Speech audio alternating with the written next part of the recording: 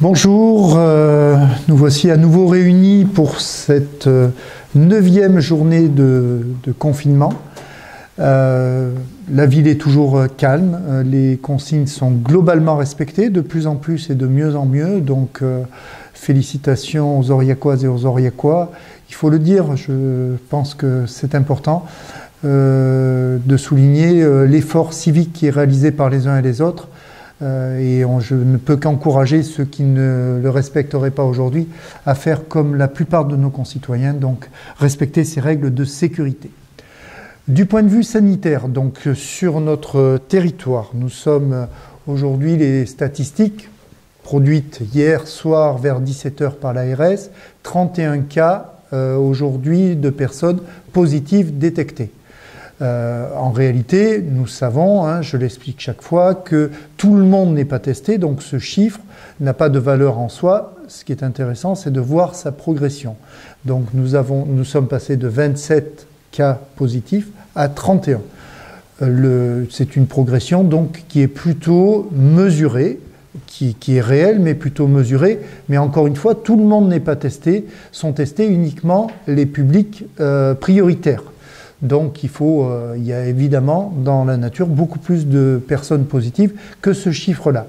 Ce qui est important, il me semble, c'est le deuxième chiffre qui est le nombre de personnes qui sont en situation de maladie grave. Donc les personnes qui sont en réanimation au centre hospitalier. Donc aujourd'hui, nous sommes à 4 personnes qui sont en réanimation, 2 qui sont en insuffisance respiratoire, donc qui sont assistés, puis 2 autres qui ont des symptômes importants de maladie et qui de fait sont dans les services de l'hôpital. Je rappelle que le groupement hospitalier de territoire, Saint-Flour, Aurillac, le CMC, représente 45 lits pour traiter les cas, donc il n'y a pas d'urgence. Je crois qu'il faut être serein par rapport à cette situation.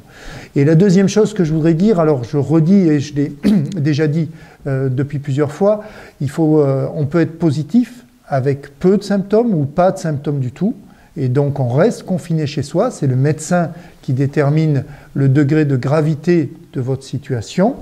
Donc on peut être positif, peu de symptômes ou quelques symptômes, on reste chez soi et on se fait traiter par son médecin. On peut être en situation plus grave, de détresse respiratoire ou cardiaque, et auquel cas le médecin prend la décision de faire hospitaliser. Mais c'est toujours votre médecin qui gère la situation au mieux de votre situation personnelle. Je voulais aussi vous dire que j'avais de nombreux témoignages de personnes qui ont été atteintes par le Covid-19, qui ont été confinées chez elles, qui se sont traités chez elles et qui vont mieux. Donc ne dramatisons pas la situation.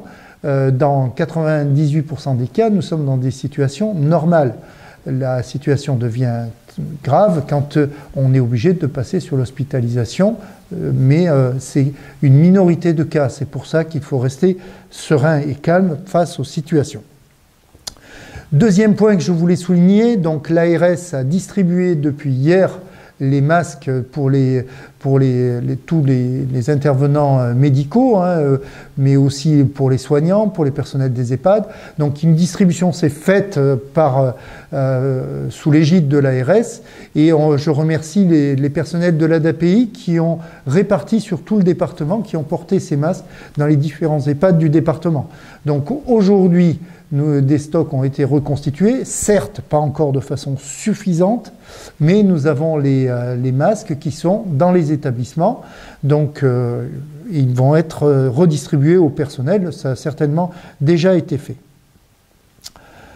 Troisième point que je voulais souligner, c'est que le centre de soins, alors les centres de soins, mais particulièrement celui d'Aurillac de la Ponetti maintenant fonctionne, et que l'on constate à l'hôpital une diminution du nombre d'appels sur le 15, ce qui veut dire que ce dispositif est très utile, et je remercie les médecins libéraux et le conseil départemental d'avoir réalisé ces installations sur notre territoire. Sur la situation juridique, j'ai eu Madame le Préfet, comme tous les jours, ainsi que le commissaire. Donc nous sommes sur une ville qui est calme, bien apaisée, des consignes qui sont respectées. Nous avons été obligés d'intervenir peut-être un peu plus fort sur certains groupes qui avaient du mal à intégrer les règles de sécurité, mais ça reste très marginal par rapport à la situation. J'appelle simplement au respect des règles dans les commerces, hein, parce qu'on a des commerces des commerces où les règles d'éloignement ne sont pas nécessairement respectées. Je rappelle qu'il faut les respecter et que des contrôles vont être réalisés. Alors je ne vise pas la grande distribution, mais plutôt des commerces de taille plus modeste et qui malheureusement sont pas très vigilants sur cet éloignement. Et je rappelle aussi que vis-à-vis des caissières, il faut respecter la distance d'1 mètre. Nous avons depuis hier de nouvelles attestations. Alors les anciennes attestations restent valables, mais il faut indiquer sur les anciennes la date de l'heure de sortie, hein. Je rappelle qu'il y a des règles particulières, 1 heure maximum de déplacement, donc il faut indiquer la date de sortie. On peut l'indiquer au crayon à papier et le gommer, on n'est pas obligé de reprendre une attestation par jour, il faut économiser aussi le papier, donc vous pouvez gommer ou modifier la date, le lendemain remettre une nouvelle date et une nouvelle heure de sortie. Donc soyons économes de tous ces outils. Par contre, il faut une nouvelle attestation. Donc pour l'instant, il y aura une approche bienveillante des services de police nationale et municipale, mais demain, il y aura des verbalisations. Sur la vie sociale, donc sur le marché couvert, comme je vous l'annonçais aujourd'hui, les règles nationales et préfectorales nous imposent de le fermer, mais les producteurs, certains artisans ou commerçants ont accepté d'effectuer les livraisons. Donc je les remercie. Vous aurez sur le site de la mairie, mais sur une feuille, leur numéro de téléphone, donc vous pouvez les appeler et ils se chargeront d'organiser les livraisons. C'est important d'utiliser, ce sont des commerçants ou des petits producteurs qui aujourd'hui étaient fidèles à notre marché et qui veulent rester fidèles à leur clientèle. Donc c'est un beau message qui est envoyé. Jouons le jeu, ils feront les distributions. Il faut par contre regrouper ces achats, c'est une évidence, et raisonner peut-être pour la semaine ou au moins pour... en tout cas, le rythme sera le samedi et le mercredi. Donc jouons le jeu ensemble. C'est une façon d'affirmer leur soutien. Parce que c'était des gens qui respectaient les règles, hein, je le maintiens, mais qui sont victimes d'une décision nationale. Sur les entreprises, je voulais vous signaler que, alors bien évidemment pour les entreprises la situation est très délicate et je pense aux chefs d'entreprise, aux commerçants, aux artisans, à tous ceux qui ont apporté la gestion de leur entreprise, mais aussi à leurs collaborateurs, parce qu'on se doute bien que cette situation de crise pourrait conduire à des dégâts économiques importants. Tout un dispositif gouvernemental est mis en œuvre. Je ne sais pas s'il est suffisant ou pas, mais aujourd'hui, il y a une volonté forte des services publics de soutenir l'activité et surtout de permettre de passer cette mauvaise passe pour être opérationnel dès que les consignes de confinement seront supprimées. Donc, il y a 2 numéros que je voulais vous signaler. La Chambre de commerce, hein, pour ceux qui relèvent de cet organisme, donc le numéro c'est le 04 71 45 40 40, 04 71 45 40 40 pour les dispositifs d'aide des personnes relevant de la Chambre de commerce, et la Chambre des métiers, le 04 71 45 65 00, 04 71 45 65 00, c'est le numéro pour les ressortissants de la Chambre des métiers. Demain, je communiquerai le numéro pour la Chambre d'agriculture. J'avoue que je ne l'ai pas sur ce document. Donc, je verrai pour voir si le même dispositif est mis en place par la Chambre d'agriculture. Troisième élément sur ce qui est des solidarités actives, entre guillemets. Donc, les associations solidaires aujourd'hui fonctionnent. On a fait un point et la distribution et la ramasse se remettent en place de façon apaisée et responsable, donc tout va bien. D'autres bénévoles se sont greffés, donc on a des dispositifs qui aujourd'hui sont opérationnels. Pour les solidarités, je voulais présenter quand même, compte tenu quand même de la situation particulière du confinement, un dispositif national qui me semble important de vous communiquer. La Croix-Rouge, nationalement, a mis à disposition un numéro qui me semble très important. Donc c'est le 09 70 28 30 00, 09 70 28 30 00.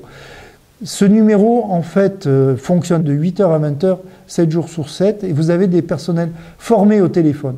Des personnels spécialistes de l'écoute, hein, qui peuvent vous aider dans les angoisses ou les crises que vous pouvez vivre. Des personnels qui donnent des informations fiables, et c'est très important parce que vous savez, les réseaux sociaux sont la meilleure et pire des choses.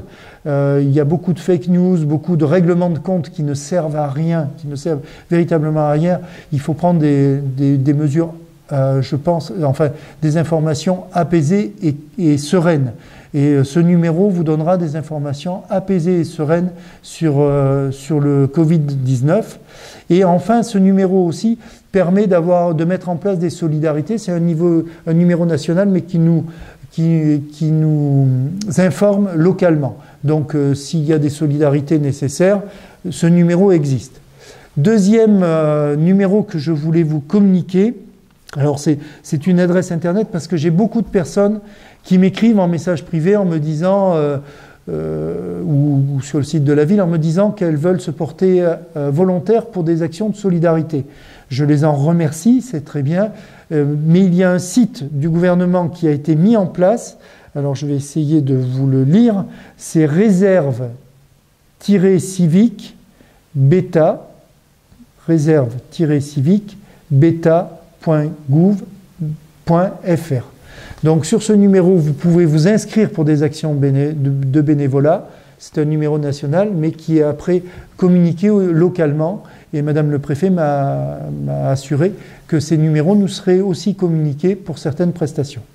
Ça, c'est au niveau national. Au niveau local, je vous rappelle l'importance du numéro solidaire. Ce numéro solidaire va apparaître en bandeau sur ma page.